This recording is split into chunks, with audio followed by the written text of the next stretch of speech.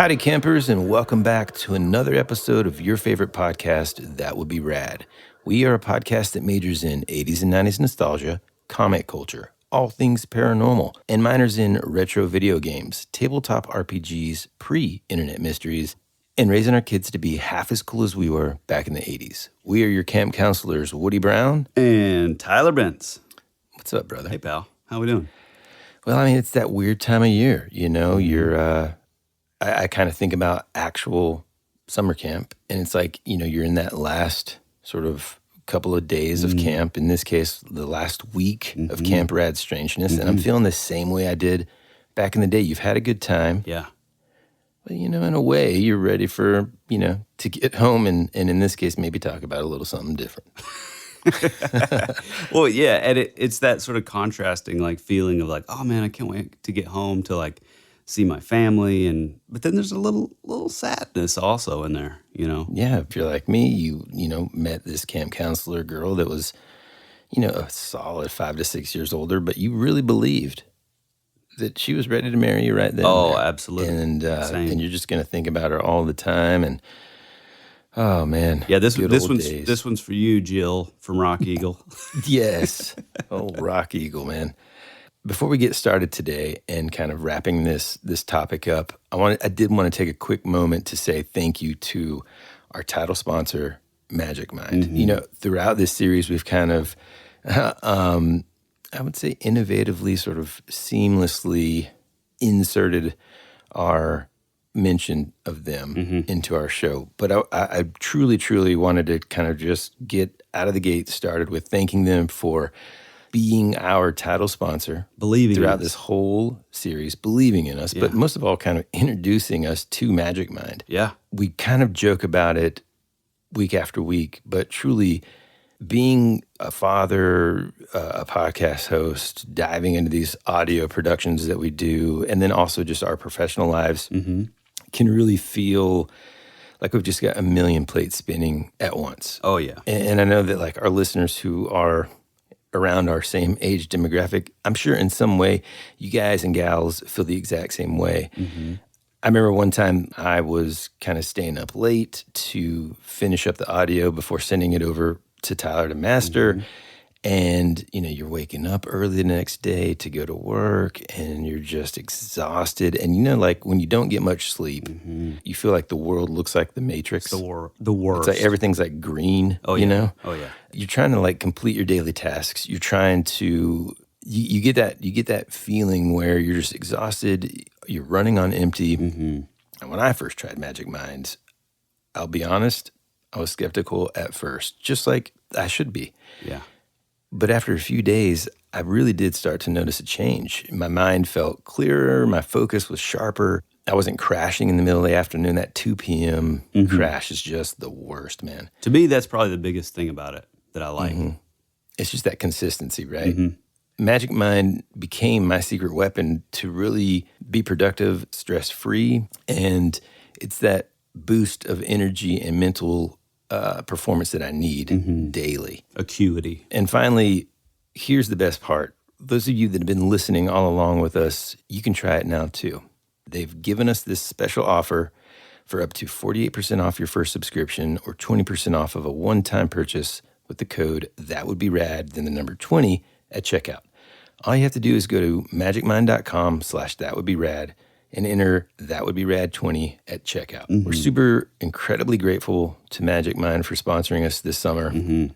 And we highly recommend it. Really excited to hear what you guys think. All right, now let's dive into this week's episode. We've talked about something the entire series. It's almost like we've been like dangling this carrot in front of our listeners this whole time. But I think the best way to get into today's finale for Camp Rad Strangeness, said it weird, for Camp Rad Strangeness, is to finally go back into the archives here, all the way back to season 1, and play them your own Shadow Man encounter. Yeah, I've sort of made mentions of it.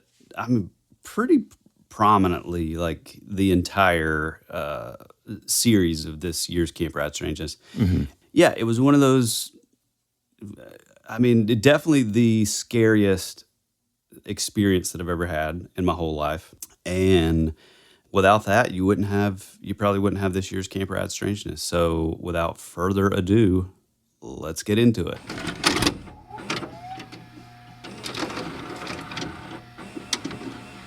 When I was very, very young, my parents divorced, and I didn't see my dad for several years. I'm terrible with the concept of time in my youth, so I'm sure I'm mistelling this, but around the age of 6 or 7, my dad came back into my life. He had custody every other weekend, and during his absence, he had remarried a woman that lived near Athens, somewhere between Watkinsville and Elberton, Georgia. The house was huge and ancient to me. A winding staircase, a dumbwaiter, a library at the end of the upstairs hallway, acres of land, a jacuzzi, and a pool. This place was amazing. Looking back, I really can't put an age on the house though, but I'm guessing it was at least built somewhere in the late 1800s. Everything inside was old, polished, and creaky wood. But living near the granite capital of the world, Elberton, Georgia, the exterior was all granite from top to bottom. It took me a while to get used to my surroundings, but mostly everything was pleasant. I had new toys and plenty of new places to explore. My room was upstairs at the end of the hall on the left. When you walked in, to your immediate left there was an old cedar closet. I would find out years later that there were wooden planks on the back wall of the closet, and that it was the only access into the attic. From the entrance of my room to the right was where my bed was, diagonally across the room from the closet. Even as a kid, I had discernment and knew when things didn't feel right or when places just felt off. My room was great, and I remember spending hours drawing on the floor or playing this brand new game called a Nintendo, but only in the day or if I had a friend over to spend the night. Even then, though, most nights I slept on the couch in the living room downstairs. I guess since it was a new arrangement for all of us, it was never really questioned, and so I'd stay up late, drawing and watching movies until I passed out. After several years of this, I was greeted and told one weekend that I was getting older, there was a brand new bedroom suit, and that I would be sleeping in my own bed in my own room from here on. As a kid especially, I hated confrontation. So I put on a smile and feigned excitement, while my stomach sank upon hearing the news of my new sleeping arrangements. I'm sure there's been many things blocked out of my childhood or forgotten with age, but I can still remember the nervous feeling of counting down the hours and minutes until bedtime. I never let on to my dad or new stepmom that anything was wrong, especially since I could tell that they had put so much into making the room comfortable while both tucking me in. I don't remember much about falling asleep, but I'll never forget what happened next when I was awakened in the middle of the night. I remember waking to the sound of an old, creaky doorknob, slowly turning in the direction of the closet across the room. I think it took me a moment to fully realize that I was awake when I opened my eyes, but when I did, I was immediately frozen with terror. Across the room, I could see the closet door slowly opening. Once the door was fully open, a tall, maybe 6 or 7 foot tall, black silhouette stepped out and began to creep across the room in my direction, only to land at the foot of my bed. I remember being so terrified and so frozen with fear that I didn't move a muscle. Lying on my back with my head facing up at the ceiling, I was watching all of this through partially closed eyes, to not let on that I was awake. I remember this thing standing there, almost like it was watching me. Motionless for the most part until it would move slightly, like a person shifting their weight when standing in the same position for too long. The faint streetlight just outside the window illuminated the room just enough to see a very, very subtle, almost sheen on the figure, similar to my Aunt Linda's Velvet Elvis paintings. Other than that, this thing was more black than night and completely featureless from head to toe.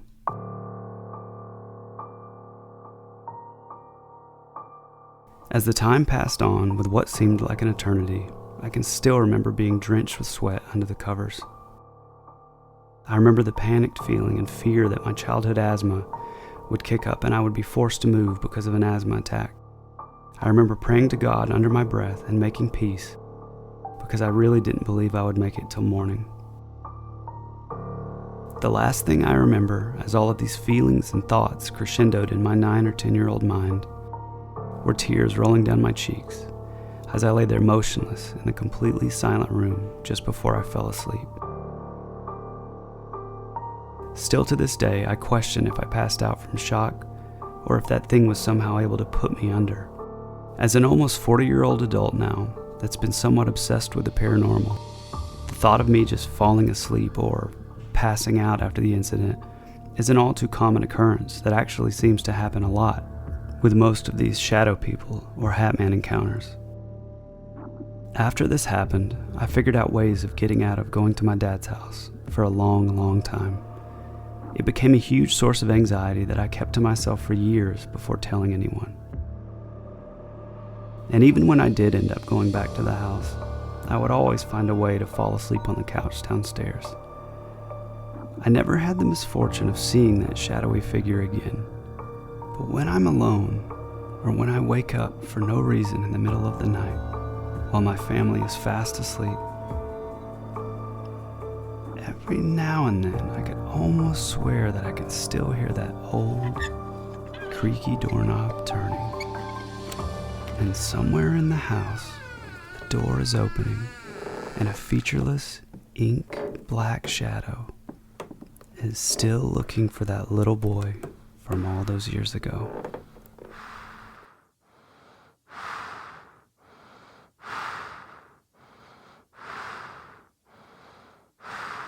Man, it's funny. Going back and listening to that, a couple things I noticed. Number one, Here we go. could you talk softer? Could you be more like dramatic? I mean, it's funny to listen back to old nervous Tyler. Oh, yeah. Not used to it. So we've come a long way, yeah. right? We've come a long way. Yeah, I feel like it reminded me of probably how our old bass player Boo Boo felt anytime he'd be on the mic when he would say, "Thanks for coming out," and it took. Think you guys are coming out. It took every bit of courage in him to say that on the mic. Mm-hmm. I blame that on the microphone. I think my microphone levels were. Well, they're definitely lower, but it's more of just like the way you were saying it. Listeners know what I'm talking about. Well, but like the other thing that I was going to say, besides just teasing you to death, was that like at the time when you told that story, mm-hmm. I found it to be captivating. It was spooky. It was scary. Oh yeah. But I had zero context at the time about like Shadow Man encounters. Mm-hmm.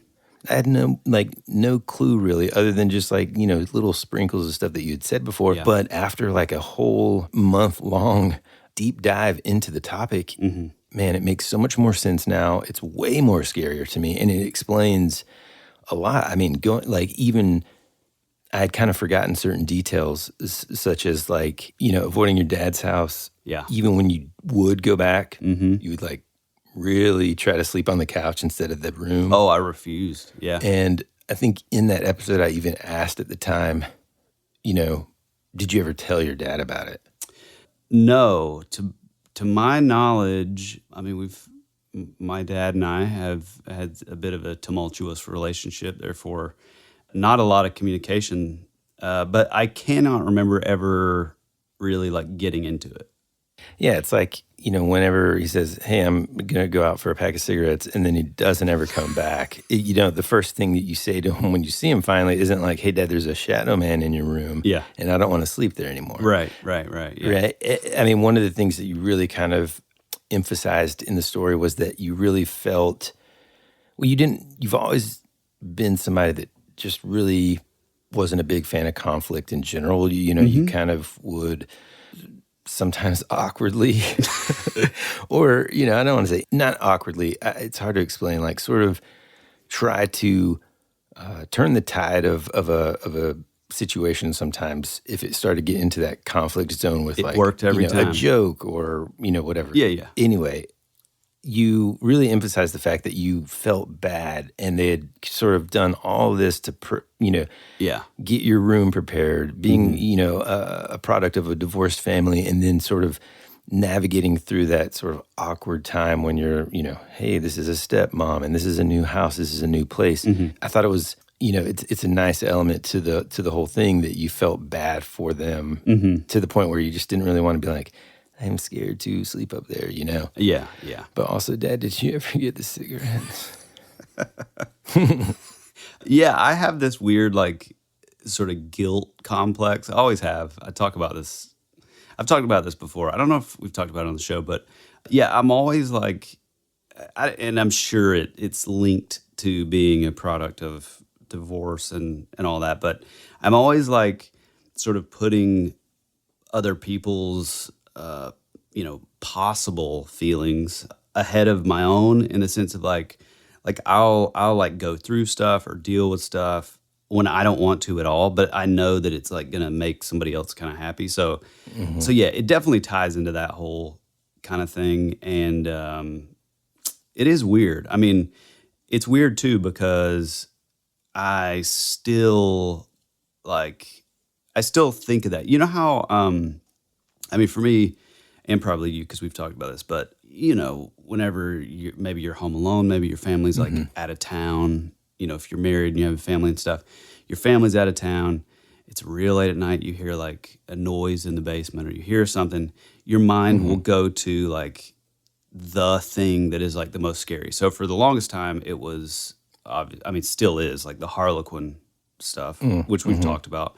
But before that, anytime that would happen, it would always take me back to that house, outside of Athens, my dad's old sort of plantation style house.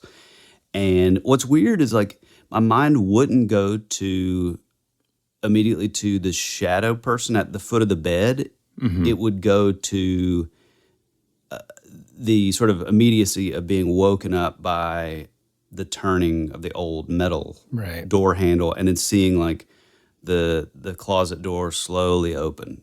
And then like that alone was like, took the fear to the next level kind of thing. Right. It's interesting that you say that, because, sometimes we talk about, especially in terms of one of the sort of theories that we're going to get to and kind of utilize when we're wrapping everything up at the end here, is like stone tape theory and ghosts and stuff. And sometimes one of them is, especially about ghosts, one of the theories is that this is old energy that we're able to sort of see play out, right? Right.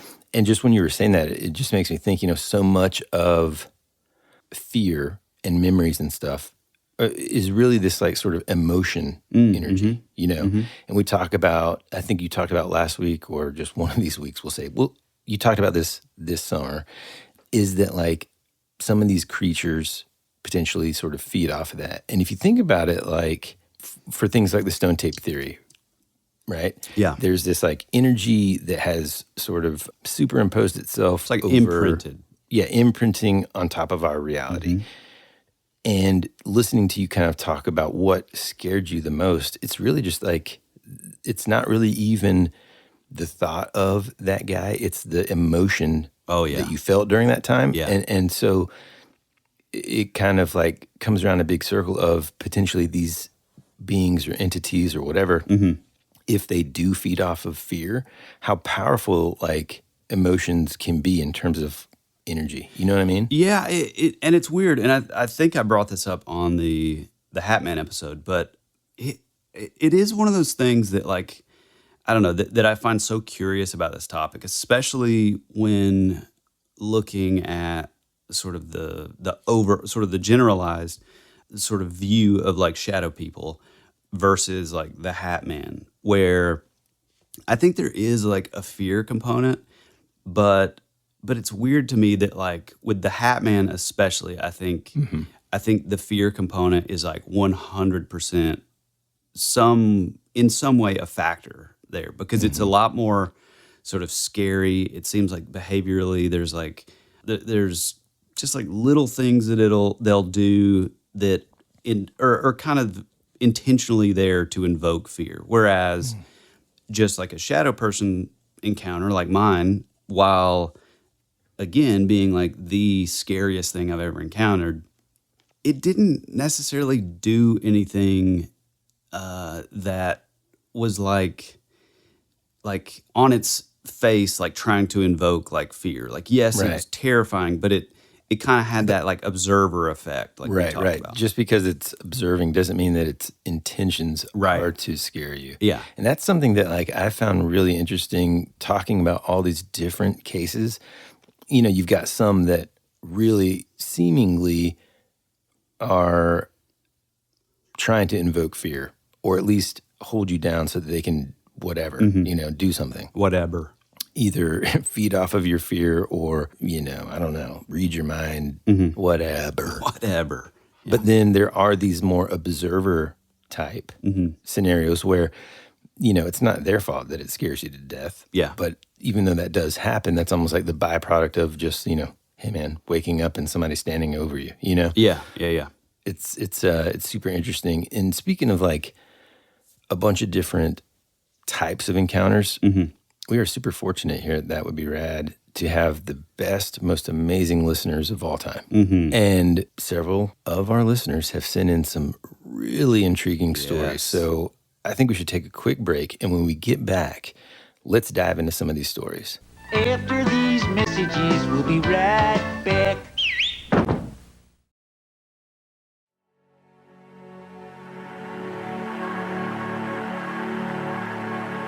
It's a pretty cool place if you're a Martian. Or a vampire. You think you really know what's happening around here, don't you? Is anyone out there? We're fighters for truth, justice, and the American way. Hey, this is Woody. And this is Tyler. And you're listening to That Would Be Rad. And now back to our show.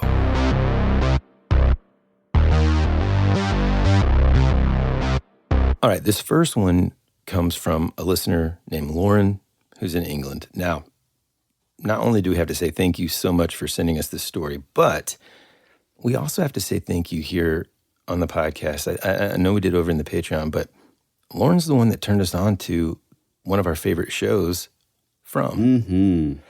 And so anyhow, without further ado, this is her story.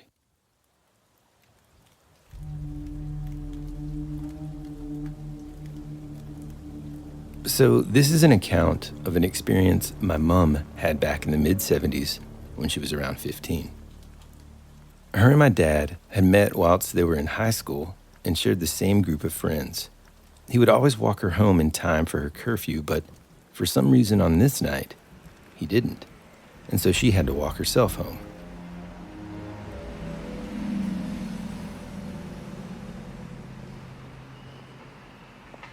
It was roughly a 20 to 30 minute walk.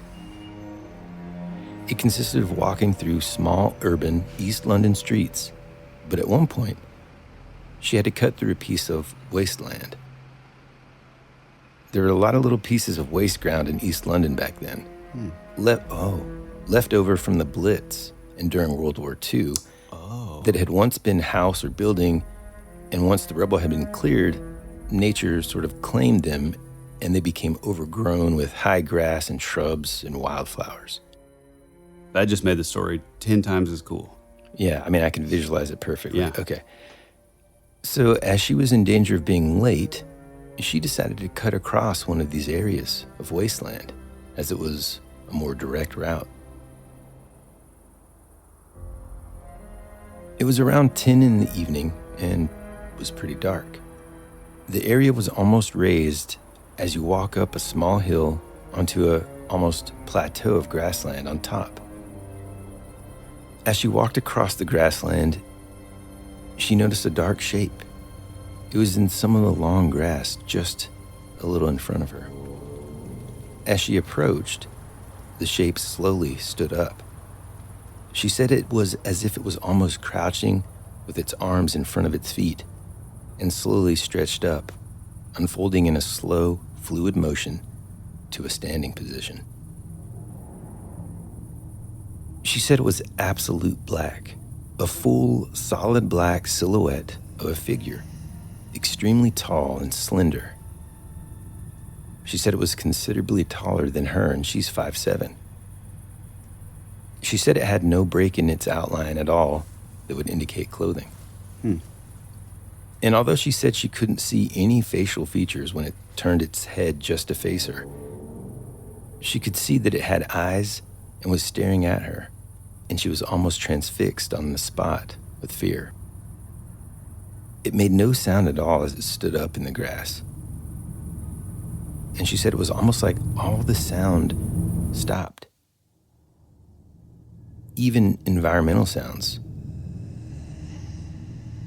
It was completely and utterly silent. Then all of a sudden, it ran and literally shot across the grass at an unnatural speed and was gone. Wow. She was so terrified that she ran as quickly as she could all the way home. She said it felt like she'd surprised whatever it was, and it didn't expect her to be there. And although it didn't actually threaten her or do anything harmful, that it most certainly could and would if she got too close. She said she really felt whatever it was not a ghost or spirit or anything that had ever been human. In fact, it was something not of this earth, and that she will never, ever forget it.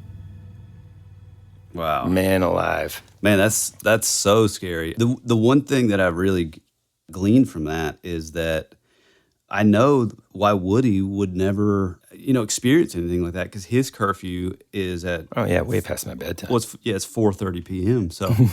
No, I think that's really interesting, and it kind of reminded me of something that I ran across while, researching for this stuff, is that there's also this idea that these things are basically the exact same thing as... like in Iceland, like the Huldra folk or the Hinterkind or the hidden people, which, to us is sort of like fae kind of related. So it is interesting, especially these outside situations, because maybe it is like a fae thing, Yeah, I mean, first, again, Lauren, thank you so much for sending this. Oh, yeah. Incredible. I mean, immediately it's easy for us to visualize these sort of like old, the rubble and the overgrown sort of areas. Immediately when you say like World War II, old like areas that have been bombed in the Blitz and stuff, it's just fascinating for us, I should say, to think about that. And so it adds this really sort of creepy element to it. But like I said, I can just visualize it immediately. And that was really fun to read. And something else that stood out to me that is kind of scary is that this feeling, again, that first, it was just kind of observing her in a way. Yeah. Lauren's mom. Yeah, same thing. But she got that overwhelming feeling that if it wanted to hurt her, it would, but it didn't. Yeah. That feeling that she somehow surprised it. And then also specifically, really, that she kind of had this feeling that it was not a ghost, not something that had ever been human, that it was something not of this earth. Yeah, and that's what I mean. Like I as she was sort of describing that, like it did kind of feel like, I don't know. I think when we say like fae or like fairies or whatever, it's so easy, especially to our newer listeners, to sort of imagine like Tinkerbell or sort of the Disney-fied version, of like what fairies are. But it couldn't be further from the reality of like these people, the way these people viewed like the fae and like the dangers related to them. And so it is interesting because it did have kind of like an observer effect, but also it sort of like scared it off, like it didn't expect her to see it, which, I mean, we are in England, and that takes me to, reminded me of the Isle of Wight with Sam the Sandown Clown. Because there is that like, oh, how, I can't believe that you can see me kind of thing. It's interesting. Yeah, man. And it like begs the question, like, well, what was it doing? Yeah. Is it something, I don't know. It's just, that was great. I loved that story. Thank you so much for sending it in. Yeah, that's really cool. So she said that she could see its eyes. She could tell that she couldn't see any facial features, but she could tell that it had eyes, and then it was sort of focused on her, so it was looking at her. Yeah. Wow.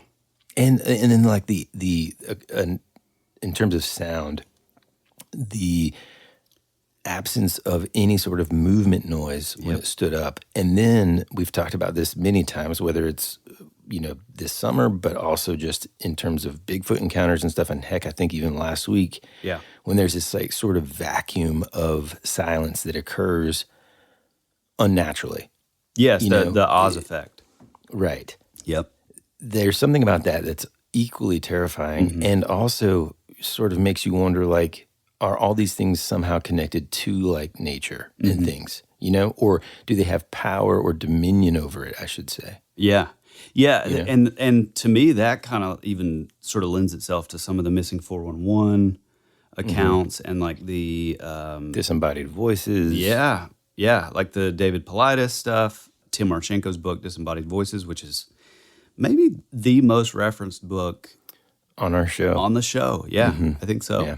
But that's also associated a lot with like Bigfoot and, a lot of these like classic sort of Bigfoot accounts, especially if somebody's a good ways away or like a decent distance away from the Bigfoot. They'll talk about like, oh, well, it was definitely a Bigfoot, but all you could really see was sort of the silhouette. So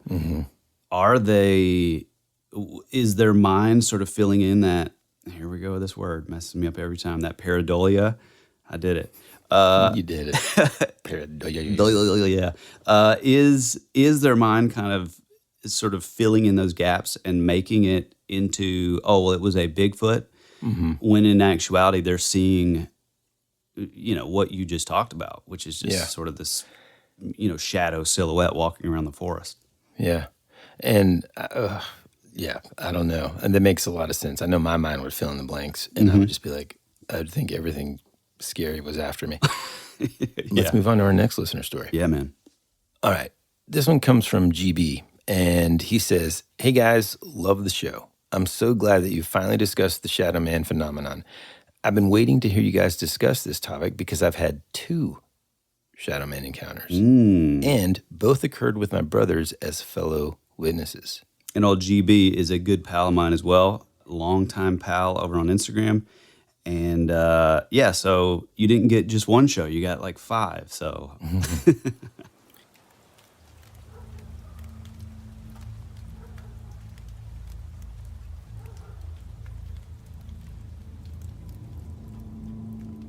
The first occurrence was in the home that I grew up in with my parents and 2 brothers. The home was a modest, single-story home in a small town in Oklahoma. We moved into this home when I was about 3, and shortly after, my youngest brother was born. I shared a bedroom with my older brother for several years. Needing more room for the family, my dad built a larger main bedroom and an expanded living room on the backside of my home. My baby brother got the room closest to my parents' new bedroom so they could get up to take care of him quicker if needed.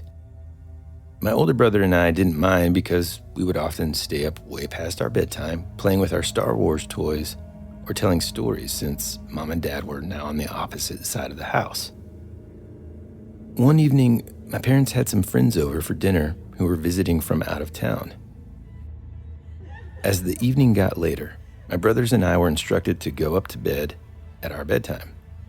Of course, my brother and I didn't want to go to sleep, so we stayed up, playing and probably making too much noise. My dad would come down the hall and tell us to go to sleep.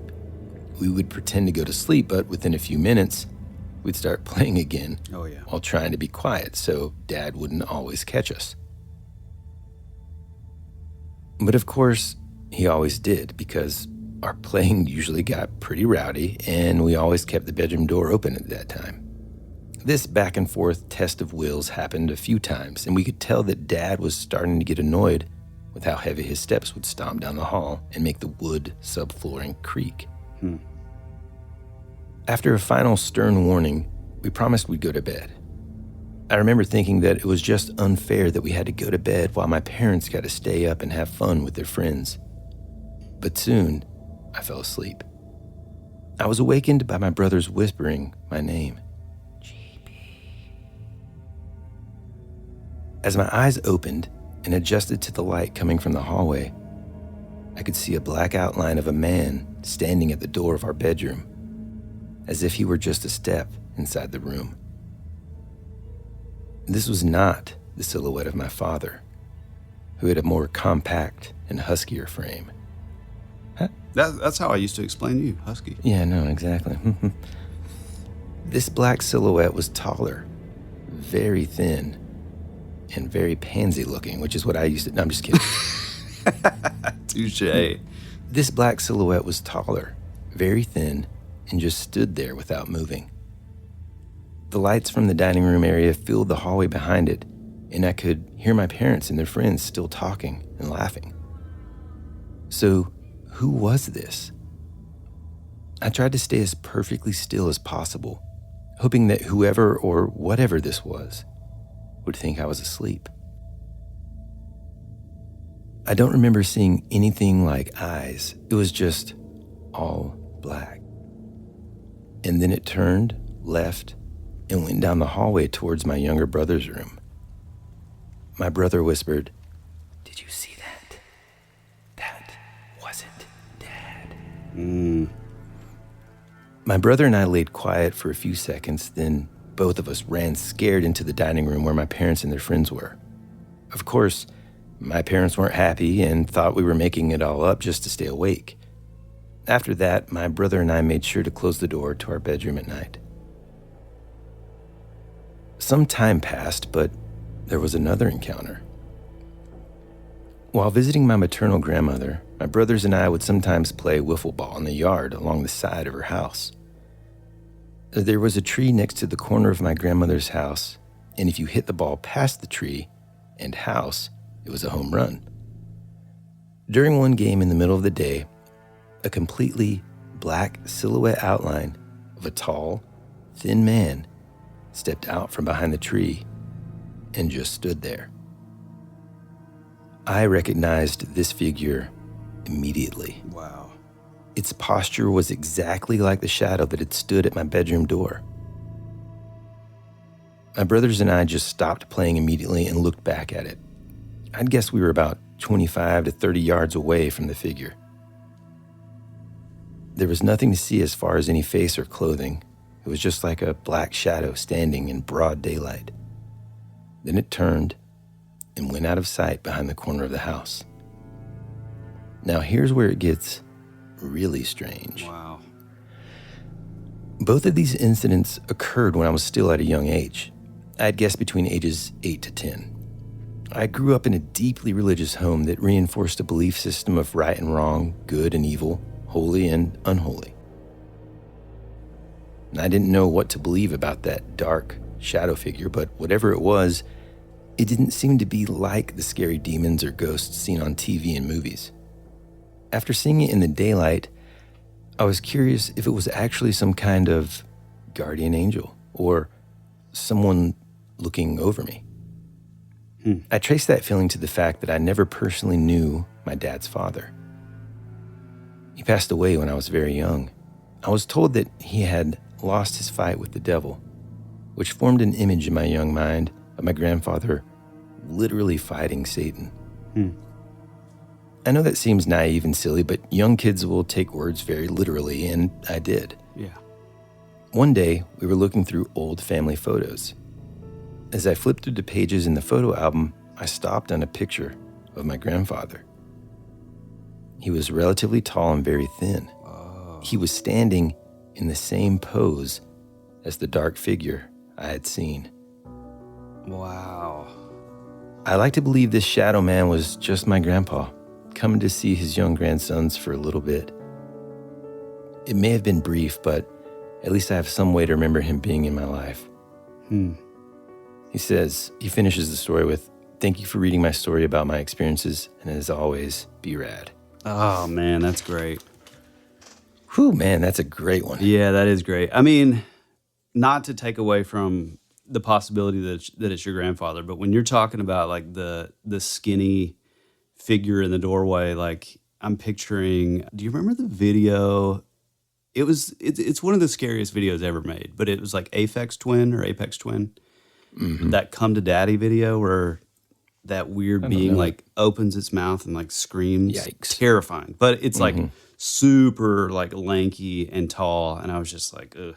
But when he said he saw it like outside, which already that's really interesting, because not only are you seeing it like 2 times, but you're seeing it like inside and outside, which as you were saying it, to me, like behaviorally, it did, when he said that it was like sort of off like in the bushes or whatever, and then it just kind of like walked away. Like to me, that felt sort of ghost-esque, you know what I mean? Yeah. Yes. Also, though, it does kind of put a spin on the Shadow Man encounters that, well, I mean, frankly, I selfishly kind of like. And what I mean by that is, although, yes, it would be scary. Yeah. There is this comforting factor of, like you said, I mean, I love the fact that he thinks about this as a way of sort of experiencing his grandfather here on Earth, Yeah. and having that sort of familiarity. Now, in previous episodes, we've talked about how sometimes that can be used against us.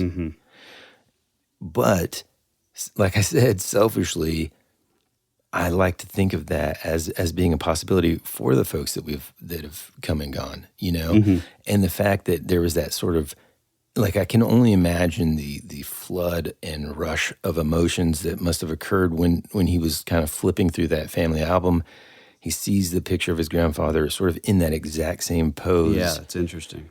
It's pretty powerful, man. Yeah. And I mean, although of course we love the spooky aspects of all of this, I really do love that sort of, just a minute ago we talked about the power, I guess, of emotion, the energy of emotion, right? And how like fear, there's this energy level, we'll say, of fear. I mean, it's kind of like, speaking of Disney-fied, if you go back to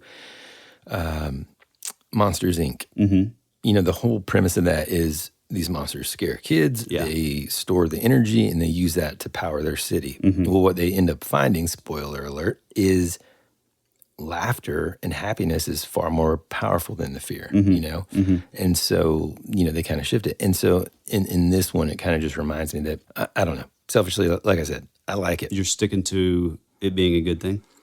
Yeah, in this one, yeah. I think it is equally a possibility for a lot of these encounters, for example, your own, Yeah.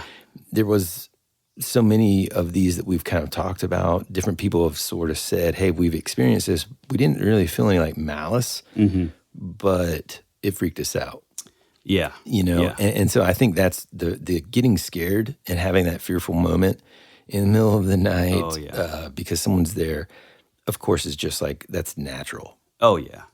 Especially as like a young kid, for sure. Yeah, it'd be like if you went into your kid's room just to check on them and they just happen to wake up, they might get startled. It's not your fault, Yeah. You're just kind of looking over them. And I think maybe, we talk about the witching hour, and we talk about certain times of day or times of the year even when there's a potential that the veil is thinner or there's, beings and creatures can kind of enter into our reality or world. I think that's just an interesting idea that potentially, what if our loved ones could come and see us? And then maybe, like we always say too, if there's an opportunity for good to be able to do X, Y, and Z, there's that same opportunity for evil things to do X, Y, and Z. Yeah. You know what I mean? Yeah, and I think something that you just said, I think it's also important to say that, like, I do kind of have the feeling that even if these things are good, bad, benevolent, malevolent, like, I think there's the component of like the people that see them, I think are, and it's such a like overused, and I like cringe every time I say it, but I do think there's like a sensitivity, or like that person is like sensitive just to be able to like see these things, whether they're seeing, some sort of residual stone tape type replaying of an event, like we talk about, or they're seeing, Djinn or whatever these shadow men are. I think the person that's like sort of viewing this thing also plays a role in that. You know what I mean? Sort of the Jacques sure. Vallée kind of thing. Right. So next up, we have a couple clips from, the late and great Rosemary Ellen Guiley. She died in 2019. She was a titan in the field of the paranormal, and late in life, she really got behind the idea that a lot of these things were related to the Djinn, which I've really had to fight, and you can ask Woody, but I've really fought, like, holding back, getting really deep into some of the Djinn lore, because I think there is a huge connection with the Djinn and then the shadow person or the shadow men encounters, but it definitely deserves its own episode. But yeah, she's fantastic. If you've never heard of her, go look into her work. She's such a great researcher, and yeah, we really lost a legend when she passed away. So Here are some encounters in her own words that she, different cases that she investigated and things that she experienced. We will return after these messages.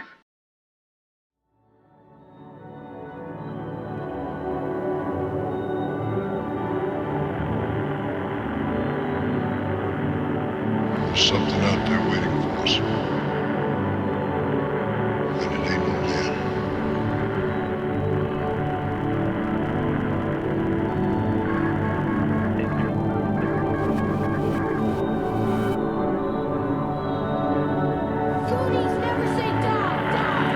Hey, this is Bryce Johnson from the Bigfoot Collectors Club, and you're listening to Tyler and Woody on That Would Be Rad, because that is rad.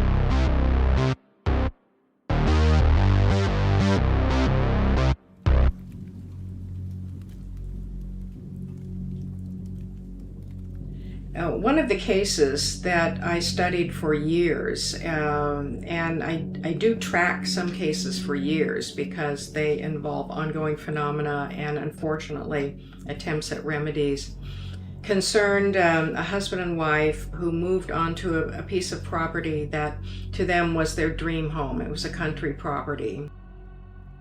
And it happened to be inhabited by one of these entities that had been there a very long time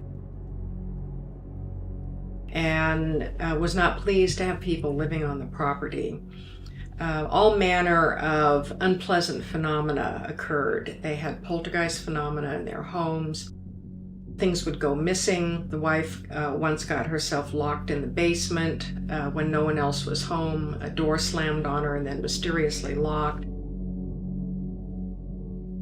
They had smoke alarms that went off constantly, even when they were removed. They had their batteries removed. And even when they weren't connected to anything in the walls, they had nightmares. They had bed shaking. Their dog became possessed. They had attacking bats. They had stinging bees. They had shadow people. It was an ongoing onslaught all the time. And we would try different kinds of remedies. And there would be peace and quiet for a while, and then the activity would kick up again. Their health was affected. The wife's hair started falling out. She had weight. She lost weight. She got anemic. They started arguing all the time. That's another disruption that can occur in a household. And they were literally beside themselves. Now, we tried different kinds of exorcisms to get rid of this entity. It wasn't interested in striking any sort of deal. It indicated that it didn't like people living on this land, and it was going to pester people until they went away, which seemed to be the case because this property had had a lot of turnover, we discovered. So we tried different kinds of religious exorcisms, and what often happened was something would prevent the exorcist from coming on the property. At the last minute, there would usually be an accident, if not to the exorcist, to someone in the family, that would cancel the ritual. And this happened more than once. and really serious accidents as well. I mean, very, very harmful to people. This went on for several years, and when it appeared that they were not going to arrive at any lasting remedy, that the remedies would be temporary, they decided to sell the property. And ironically, they had a great deal of difficulty selling it. It was like whatever was there attempted to punish them then for selling the property, and they were finally able to sell it and get peace and quiet. But the activity continues on the property. There is an entity there that is Djinn, that has been there for a very, very long time, and it considers it their property, and it does not like people who come and try to live on it. I run into these cases all the time. I've collected hundreds and hundreds of stories of hat man, shadow person, bedroom invasions. And there are two that I'd like to tell you about. One involved a man, a single man. Actually, he was a divorced father, and he was in his mid-30s. And he said that he was visited by this hat man periodically. And he never knew when it was going to happen. This was part of the terror, this ratcheting up of terror. But he said the attacks would always start the same. He would wake up and he would be paralyzed. He would know what was going on. He could see and he could hear, but he would be unable to move or cry out. And he would know that this thing was outside the house, and that's how the attack would start. He would sense it circling the house, almost like an animal wanting to come in. And then suddenly, he would be aware that it was in the house. So there's, again, a ratchet up of fear. And he knows that this thing is going to get closer and closer and closer to him. And so suddenly it's in the house, and then suddenly it's in the hall, and then suddenly it's at the doorway of his bedroom, and then suddenly it's at the side of his bed. And what would happen in these attacks is that he would be paralyzed and unable to move, and he would be deathly afraid that something horrible was going to happen to him. And just when he thought that was about to happen, boom, the entity would vanish. The guy would think, phew, well, got out of that one. Well, no, because it was very actually calculated psychological terror, because there would be no relief. It would be, is it coming back? Did it really go away? Is it coming back? When is it going to come back? And what is it going to do? So he lived in this ongoing state of fear, having these experiences. Well, one night, this thing showed up. And the pattern started with outside the house and inside the house, closer and closer. Only this time, the man was sleeping with his bedroom door closed, and he had the crazy idea in his head while he's laying there paralyzed, that somehow this entity, who can go through walls and go through matter, but he has this crazy idea in his head that because his bedroom door is closed, it's not going to be able to come in.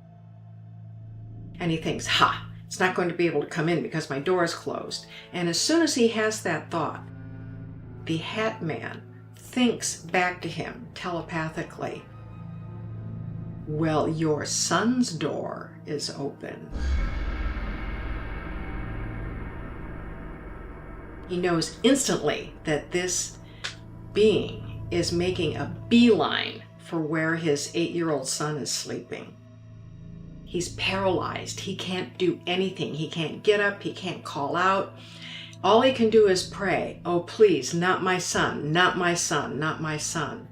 And fortunately, nothing happens to his son. But he said that this hat man was so malevolent. He said the malevolence in this being was so extreme. He said it's absolute evil. It's the most evil thing that I have ever encountered. And that was the most terrifying experience he had ever been through.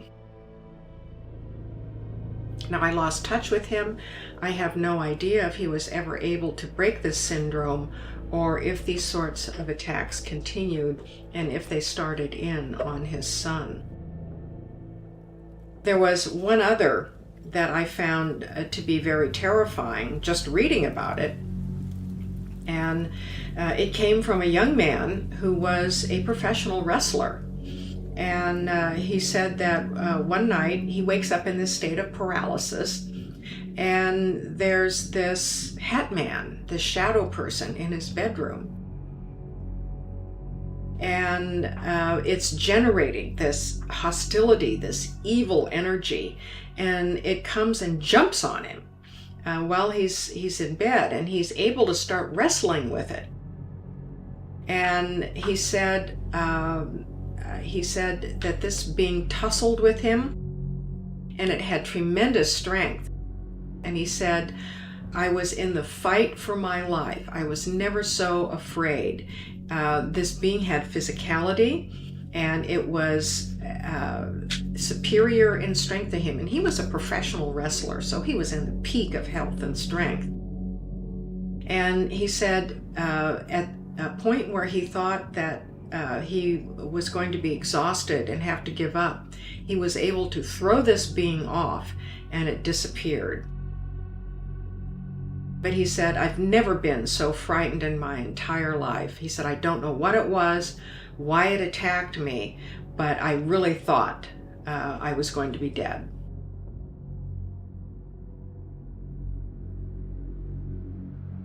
It's not unusual for skeptics to say that people are having fantasy experiences, or that this is just the remnants of a nightmare, that people were still dreaming a nightmare and they thought they were awake, if it's a bedroom invasion. And in the course of my work as a paranormal researcher and investigator, I've never felt obliged to try to convince skeptics, because many of them are not going to be convinced. But I'm convinced, because we have too many of these experiences that fit the same patterns. Thousands and thousands of them, just the tip of the iceberg. People all over the world who never met each other, never knew anything about shadow people or the Hat Man or the Djinn, are shocked to discover that they are having similar experiences to encounters that have been described throughout the ages. So the experiential evidence speaks for itself, and for many skeptics, that's still not enough. They will not be convinced until they too have their own experience. Yeah, to me, the whole idea that you have, I mean, even though my account is sort of a rare one, much like the other account that I talked about in one of these, I can't remember which one, but where there is like a physical nature of it, where like the doorknob turning kind of thing, which leads you to, okay, there's some sort of physicality with this being. It's able to, manipulate our physical reality. But man, there is something about like the sort of like wrestling or like the holding down that like my mind goes like straight old school classic like demon kind of thing. Possession type stuff. Oh yeah. And then also it makes you wonder, like with poltergeist activity and stuff, is that what this is? Is that what poltergeist activity is? Is it related to this somehow? Is it related to the Djinn? Is it related to angry spirits? I've said time and time again on our show that I really I 100% avoid movies that deal with this kind of stuff. Yeah. Because... Yeah, you hate this stuff. Well, I mean, I typically do, because to me, and this is my reasoning, and I've said it a million times, it's easier for me to sort of fathom running away from some like sort of, killer lumberjack or, knife-wielding big, character. It's like, well, I'll just run faster and longer and I'll escape, right? Or be able to, I've trained for this all my life. Right. But when it comes to like the spiritual kind of horror where there's possession involved and all this, now, having said all of that, I think it would shock you and our listeners to learn that over the last week or so, I actually watched The Conjuring. I was going to bring it up. Annabelle. What? And I'm about halfway through The Conjuring Part 2. Oh, I didn't know you watched all of them. Yeah, and I feel like, well, first off, yes, terrifying. But maybe it's because we having discussed these things, I now have like not just an understanding, but a renewed interest in it. Yeah, for sure. To where I'm kind of approaching it in a more, I don't know. It's still scary. Yeah. You keep any media. I mean, it's kind of like my wife too. Like anything that has like sort of the like possession or oppression. You guys don't get into that at all. It's like if that pops up, I just get it off my screen as fast as possible. Which, by the way, we'll get into it more on the next episode, the next Patreon episode. We'll talk more about that. But I do think about 85% of that movie is like perfect horror movie. Oh, yeah, dude. I feel like they gave, we'll get into it later. Yeah, we'll get into it later. I said all that just to say that, it's interesting because for so long, I think there's all these sort of things that happen to people. People are experiencing a range of things. And one thing that we've kind of began to uncover, even all the way back in season 1 when Tyler would just talk so soft and slow, was that we started being able to like really kind of connect the threads to so many of these things sort of being in some way potentially related to one another. And in a lot of ways, sometimes that's less helpful, Oh, it's definitely less helpful. But it's super interesting nonetheless, I mean, it's like, wait a minute, could it be these other things? I think to hear this sort of legend in the field in her own words, and it's this really cool interview that we found online, and we'll post the YouTube link to the interview. Actually, I think it was one of her last interviews, also. Yeah, and it's just very well done, and just to be in the room with somebody that has experienced these kind of things is just a really kind of special thing. So I commend the guys that did it. One of the things that I like to kind of find, or I always hope for, specifically when it comes to these types of things, is give me a remedy. What can I do if this starts to happen? Yeah. In this interview, she really kind of talks about there are a bunch of different ways that people can sort of ward off these attacks or even prevent them from happening. Even in The Conjuring, something that I found fascinating too was that, there would be actively priests that would come and sort of every single week or every other week come to the Warrens' house and bless these seemingly or potentially cursed objects. So anyways, I always like to find, and I think it's important here when we're talking about spooky stuff, just in case we have, younger listeners like our kids at some point. Oh, yeah. Hey, look, there probably are ways to protect yourself against these types of things. And she said that, like, although there are effective remedies, some of them don't work in every case. Some of them work for some of them don't work for others. And just because something works for one person doesn't necessarily mean it'll work for you. But I think just, having a little bullet point list is going to be helpful. So if you ever find yourself waking up in the middle of the night and hearing Tyler's soft voice in your ear, here's some of the things that would kind of work. One of the most common remedies against having sort of a repeated shadow person visit is, of course, to turn on a light and leave the lights on, televisions and also computers, she says. Yeah. Now, for some of the encounters, I'm not going to say this for everyone, but obviously people are experiencing these in the daytime, outdoors even. So, of course, that wouldn't help. But that is a good place to start because she says that it seems that electrical fields and electromagnetic fields have a way of disrupting, almost this like disruptive effect on these entities. And it could potentially keep them from being able to manifest and or remain in a room or an environment, which is interesting. I've never heard of that. That's cool, though. And she says that sometimes this will help keep them away, but other times it won't work. It will only work for a limited time because it's almost like they build up this resistance to it, which immediately sort of brings to mind what we talk about sometimes, and that is that over time and over centuries, we seem to think that these entities or beings even are potentially ancient, right? Mm-hmm. But over time, as we've evolved and our technology's evolved, I think it's fair to assume or at least theorize that they've somewhat evolved as well.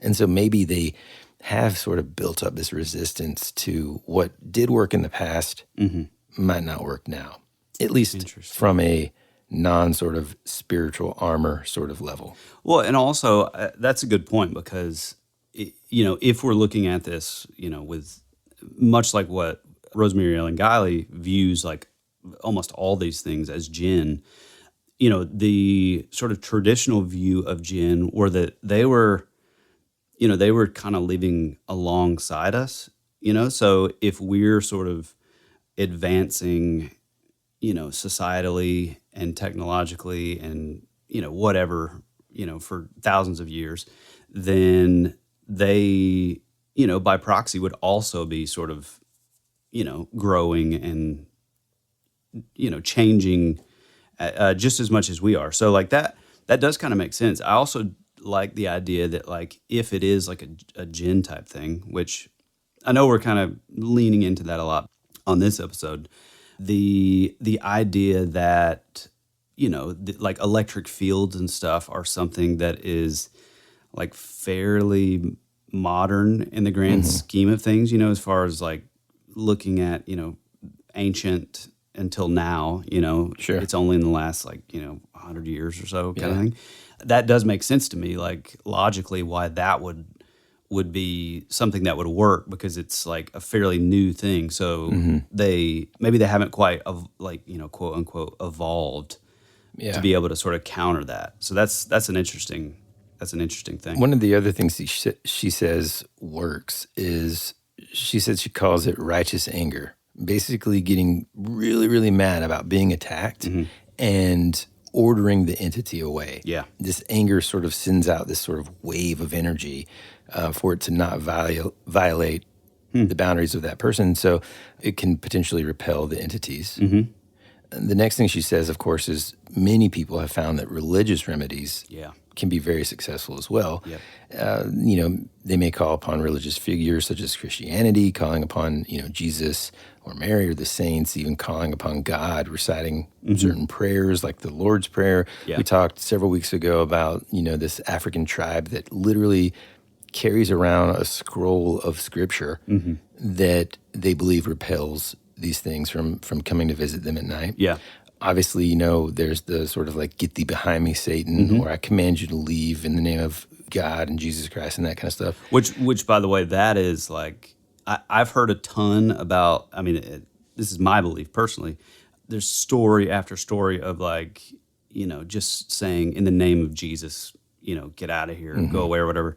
And I know personally, I have a friend of mine who I would say he's probably like closer to agnostic, but he was having some issues with these things. And, even though he doesn't necessarily like believe, I guess, like in this moment of like fear and whatever, like he said the name of Jesus and like everything kind of went back to normal, totally disappeared. And you hear that in like story after story, whether you're like the person is a believer or non-believer, there is like some power in the name of Jesus, which I think is fascinating. Well, and going back to like childhood, one thing that was sort of explained to me, and I really kind of like this explanation of the reasons why not to be like blasphemous or saying the Lord's name in vain and stuff, is because it's like when you do need to use that name and the power that like comes with it, it did to me as a kid sort of make sense. It's like, look, you only utilize the Lord's name when you're saying a prayer or you're, it's like a reverence. You're praising. Yes, there's this reverence that surrounds it, that you just don't want to use lightly, so that when the time comes and you do need to use it, you can and it works. And on a personal level, without us diving into, I never really kind of dived too far into my own personal stuff, but there have been times in my life, especially as a kid, where I was just terrified of something at night. Mm-hmm. And then I would just say, you know, in the name of Jesus Christ, Mm-hmm. you know, Yep. I command you to leave, that kind of thing. Yeah. And I would feel better. Yeah. So even if you are a non-believer, as you say, although, you know, it's interesting to me as I was listening to you say that, it's sort of hard for me to kind of, I guess, draw a line between someone that would be so sort of, what would you call that, man? Like such an atheist, I guess, that would say, I don't, what am I trying to say here? Like, basically, it's hard for me to understand, I guess, that you could not believe in God in general or Jesus Christ and stuff, but then be really, really open to the Hat Man. Oh, yeah, yeah. You know what I'm saying? Yeah, So, yeah, like, if I understand that if one exists, then the other doesn't necessarily have to exist. But yeah. to me, it's like, well, it's more probable that if there are some sort of evil entities, then at the very least, there's some sort of like good ones. And I think that that's a fair assumption, you know? Yeah. It's also the and man, I can't think of, you may know, but it's like there's like a term for specifically in like wars and stuff. It's something about like I can't think of there's like a nickname for this where you have these people that or maybe it's something like you'll never there's no such thing as an atheist in a foxhole or something. Right. You know, it's like when you're in war, it's even the most atheist, like anti-God person, more than not, they're still gonna like rely on like the name of God, you know. And just to be clear too, I think this is me personally, I'm not gonna speak for Tyler here, but I think like that quest for understanding in all aspects of life, including, you know, spirituality, that quest, I truly believe, is an important one. Oh, yeah. And so, like, just because someone at this moment right now listening to the show right this second may not believe in God, or they might believe in a different belief system, dude, totally cool.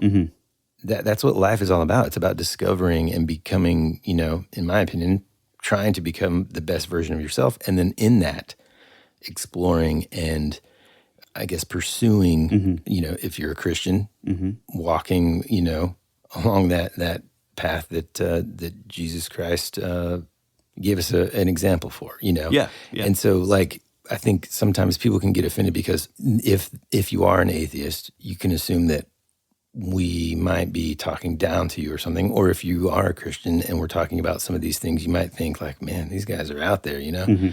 But that's not what we're here for. We're, you know. Oh, yeah. So anyhow, well, also I think the whole, like, to me, the whole reason that like I brought up that was the idea that, you know, if you really look into this and you look into sort of the, you know, quote unquote, like demonic side of this, which, you know, Woody probably isn't the most versed in because, like we said before, he like kind of keeps that stuff at bay. But if you look into this, I just find it fascinating, and I think there is some power in the fact that like people, whether they're Muslim, whether they're atheists, agnostic, you know, whatever your religious or, you know, spiritual outlook is, it's just the fact that there's so much evidence with there still being power in the name Jesus, whether they believe it or not, and you know, like I brought up my friend, the fact that, you know, he doesn't necessarily like that. Like, I think like I said, he's probably more agnostic, definitely believes there's like a creator, but doesn't really jive with like Christianity or, you know, sort of views Jesus as like maybe like a prophet or something kind of deal. But I think it's interesting that like in those moments of absolute fear, when you just don't know what to do, and you're kind of like grasping at straws, like whether you believe or not, the fact that you can just throw the name Jesus, it's whatever the component is to that, there's still so much power in that name, whether you believe it or not, to make these things like go away or dispel them, you know? right. And that's really interesting to me. she kind of goes on to talk about how even like locations and stuff, we've talked about how certain locations, objects, those kind of things can potentially have negative energy and stuff. Oh, and, yeah. Figuring that stuff out, identifying the issue, and then kind of getting rid of them all in sort of, she kind of sums it up at the end of that sort of section of this interview with, at the end of the day, you have to identify what's going on, and you have to be ready to sort of focus your energy against that being, letting them know that that's not okay with you. And again, it all kind of depends on whether or not you feel like this is a negative experience, or like in the case of GB, like a positive one. You wouldn't want to do it in that sense. Although I still go back to, and I get I fully understand what you're saying. And I mean, even the way that I view Shadow Man, like with my own personal situations, as far as like, well, it wasn't really doing anything to invoke fear. It was just sort of this observing sort of behavior. I do naturally always tend to go back to the Ouija board thing, where it's like every single time you're communicating, it's like, oh, I'm your, it's like sort of masquerading as like, oh, your aunt that passed away, and they have all this information, and oh, they're really kind, and then slowly, like the Tulpa stories, it slowly starts to like sort of degrade and sort of get darker and darker and darker. So I think that's also a little bit of this too. No, whatever they are, I think like fully opening yourself up to like communicating with them, or sort of, approach with caution. Yeah, exactly. Is what you're saying. Yeah. Well, and it's like my other sort of personal story with like the orb situation, where I just became so obsessed with these orbs that I was seeing, that while I still, much to my wife's chagrin, I still don't consider the orbs necessarily evil or malevolent or anything. I think me being absolutely obsessed with them and like spending all my waking hours like trying to figure out what they were, trying to run down on forums and all this stuff of like people that have had these similar encounters. I think by doing that, I was opening myself up to, then we started encountering other things that were for sure that it almost like, it's like they had gained like a foothold in, because I was so open to, oh, I want to see more of these things. I want to see these things. And, we saw like that night, my wife and I both saw those like flashes shoot across my room. And it was absolute like feeling of dread, like 100% dark, Right. So yeah, proceed with caution, and maybe just check yourself before you wreck yourself. Yeah, just because if you do get like so fascinated or enamored with the idea of like, oh, I want to communicate with these things, I want them to show up, I do think that gives an opening out there for the possibility of other things that aren't so benevolent to sneak in. Right. And if you wanted my advice, it would be, hey man, don't do that. Don't do that at all. Do not do that. These things exist. Good to know. That's it. Yeah. All right. Yeah. Now, after a summer camp of learning about all this stuff, dude, let me ask you this. Okay. The impossible question, which is, let me do this first. Okay. There's a number of theories about what this all could be. Ghosts, spirits, demons, Djinn. We briefly glossed over things like black-eyed children, aliens, ancient creatures, the Nephilim, interdimensional beings, interdimensional stuff, time warp, time travelers, all that stuff. Yeah. Is there anything that you're leaning more towards? Or are you like, let me just give you what I'm thinking first while you're chewing on that. Yeah, okay, yeah. My answer is just like, no. I mean, obviously, all the listeners know my obsession with time travel and stuff. And that kind of idea mixed together with, honestly, I mean, I'm kind of influenced by GB's story, which is like, the potential for it to be someone or visiting, But no, I think because there are so many differences in a lot of these, there's, of course, a laundry list of similarities, but there's enough difference in between some of these different encounters that I think we might be looking at different things happening. Yeah. And for whatever, them being like different entities even, or types of entities, but maybe they're utilizing the same sort of, I don't know what you would call it, pathway or door to enter into our world. Yeah. So yeah. That's where I'm kind of at with it. Well, to sort of piggyback off that, my answers, our longtime listeners already know that it's going to involve a lot more rambling. But boy. I'm also with you there. I think that there's probably a bunch of different things going on, but I'm starting to believe that maybe the Shadow Man and the Hat Man and sort of that phenomena in general, the one thing that I've kind of come up with like throughout these 5 episodes, or I'm leaving with believing, is that I think it's maybe less of a character and more of how our physical bodies perceive these things. So it's less about being like, oh well, it's a demon,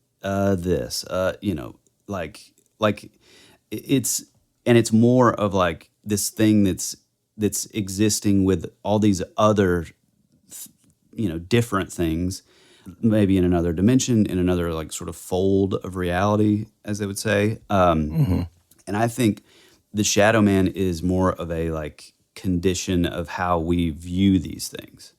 Yeah. And less about it being like a character. Well, wait, hold on real quick, because when you say that, it's interesting because I think at the very beginning of this, specifically when we were talking about the Hat Man, one thing that I kind of have wondered throughout, and I think even in that episode, but I think you saying that makes me think that we can agree, both you and I, that the Hat Man, if people have those visitations from the quote unquote Hat Man, it's probably not the same. Right. We'll just call it person. Yes.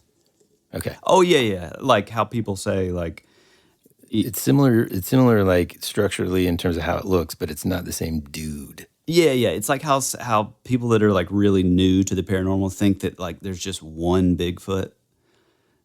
Right. That's like, oh, it's just Bigfoot, the one guy, the one furry guy that's, being seen all across the world, instead of like a race or a different, God, why can I not think of the word? Species. Jeez Louise. Yeah, I mean, even less than that, though. I'm saying, I think maybe we are seeing Djinn, demons, or sort of spirits of Nephilim, restless spirits, possible like interdimensional sort of passport to Magonia stuff, possible like extraterrestrial stuff, which I don't know. My opinion on that is way different now. But yeah. But I think it could be all of those things, and just because of our limited perception or how we're sort of the spectrum of that's available to us as humans in this plane of reality, I think it could be all of those things, but they all just appear to be the same thing, which is why we would see this Shadow Man just sort of weird and still very, very scary, but like just kind of observing. And then you also have the Hat Man, which is this other thing, which is like clearly trying to invoke fear, or this other thing which looks the same, but it's like wrestling this dude, or I think the possibility that it's all completely different characters. We're just viewing them as like shadow beings, Yeah. I mean, I think the only way for me that makes sense for there being sort of an extraterrestrial tie-in is if it's sort of like a screen memory, like this event happened and all that's left in our memory is this sort of like blank space. Right. That as we're sort of remembering it is this quote unquote Shadow Man. And now something else that's weird that's happened to me all summer long as we're doing this is every time you say Hat Man, I think of that song like Scat Man. And it's just like playing in my head as you're like, it's like, oh God, I got to get it out of my head. Yeah. All in all, what's funny is initially I wasn't extremely excited. I didn't think there was enough stuff to talk about every single week. But Oh, yeah. as we've come to find out, there's just tons of this information. And I think that there's just too many of these things that have sort of fit into these same patterns, and from people that, have never met each other from all around the world and from all different time periods of humanity have sort of recorded events that fit into these patterns. Overall, I think that the investigation, the exploration of this stuff and these encounters deserves a lot more. And I'm so glad that we did it, man. Oh, yeah, me too, man. Maybe selfishly, I really wanted to do it because I really, wanted to, I don't know, hopefully get more of an answer, for myself and my own sort of situation. But I'm leaving with a better sense that, like, nothing has been like answered, to say the least. As far, like I'm not leaving with having, like, given an answer for, like, oh, well, it's this thing. But I have been open to, like I said, like it's more of a byproduct of maybe just how we're viewing these things. Yeah. And I think that's really interesting. Like a broader scope for sure. Like, we didn't come up with a solution, but we definitely came up with, like, other possibilities, which I love, Yeah, and I keep saying that, like, I don't want to, like, get quite into the Djinn stuff, but we definitely are going to have an episode eventually really diving in. And it's funny, talking about this sort of broad view of these things. There is a book by Rosemary Ellen Guiley called The Djinn Connection. However, it is $199. So got to figure out how to get a copy so we can read it before we do the Djinn. But the tagline is the hidden links between the Djinn, shadow people, ETs, Nephilim, archons, reptilians, and other entities. So I think that while, and I'm just speculating, I haven't read the book, but I think just like Rosemary Ellen Guiley, she's probably looking at all of these cast of characters and putting them under the Djinn umbrella. I think it's safe to say that you and I are doing something similar, but sort of putting all these other characters under the Shadow Man umbrella in a way, just visually, basically. Yeah, man.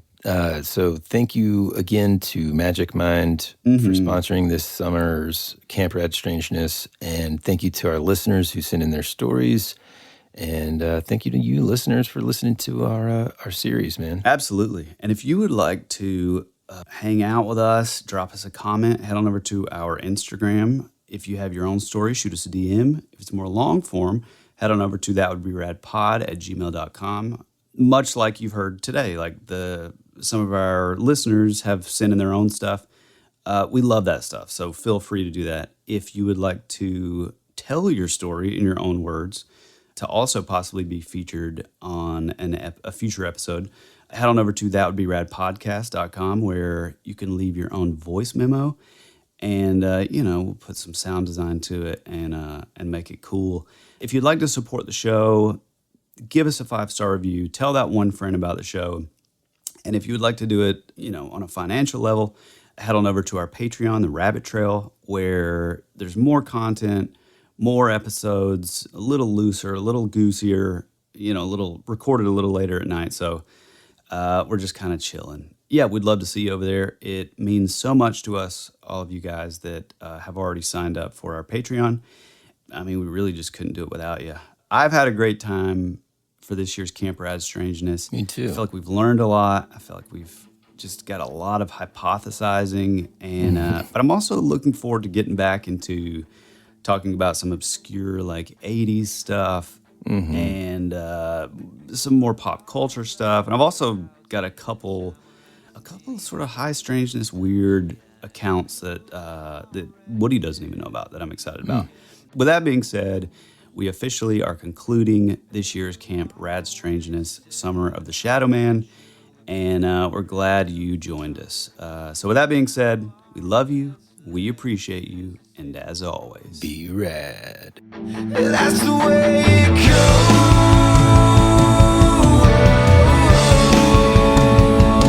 The way it goes.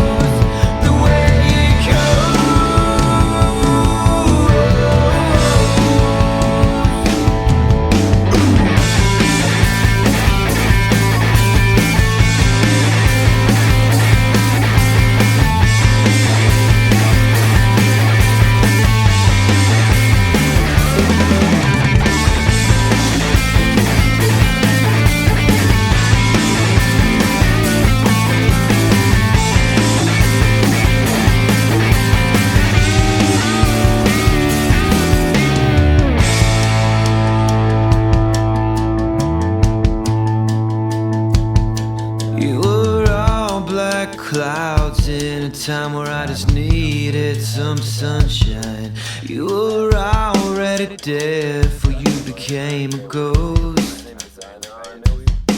You always said our future would be a parade of flowers, but now all that's left is a single rose. That's the way it goes.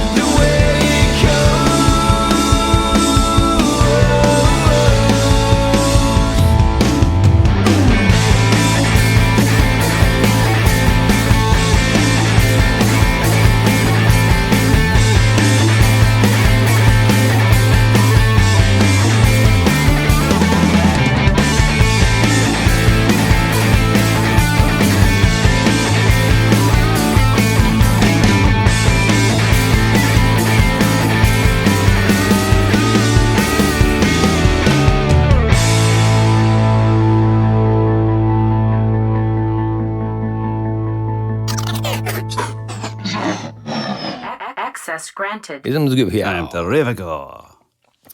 Let's just get the cobwebs dusted off here for a second. Hold on, dude. Let me at least play you that French. Hold on. Mm-hmm. Just imagine for just a quick second, you're talking to me on the phone. Okay, I'm in the car. I'm in the Starbucks line. I pull up to the. What would you call that thing? A drive-through. Yeah. Well, I mean the speaker though. I guess. Oh, drive-through speaker. The kiosk. Well, is it a kiosk? I mean, kind of. The new ones are because they're all like digital and. Yeah, okay, sure. It's the menu. There's the speaker there with the thing. I'm like, okay, Ty, I gotta let you go. And the second that I hit end, the guy comes on the speaker and says, "How can I help you?" And like simultaneously, right when he gets to the word "help," this is what starts playing.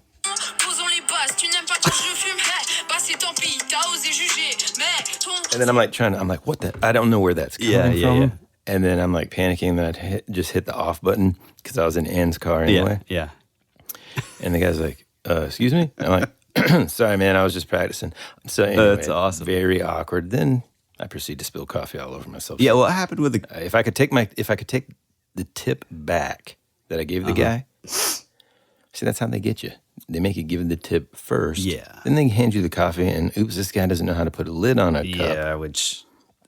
Or my gorilla hands were too strong and popped that lid right off. Coffee's everywhere. And she will never... Said it so... I mean, you probably have a lot to chop out of there, but... Oh, great. Oh, man. Just like, talking so soft and slow. Just shut up, man. That's so rude. Also, I was probably doing that because you were like, hey, man, just give us some more time in between so we can... No. I was, I mean... Make it more theatrical. You got to know when to time your breath, because like what you used to do is you'd be like, there was another one that I found to be very terrifying, and I can't remember. It was a professional resonance, and you're like, oh, boy. I grew up really inspired by the Micro Machines guy. Oh, God, man. Whatever happened to that guy, I wonder. He was a big deal back in the day, though. Is he still with us? No, I think he died. Oh, man. Shh.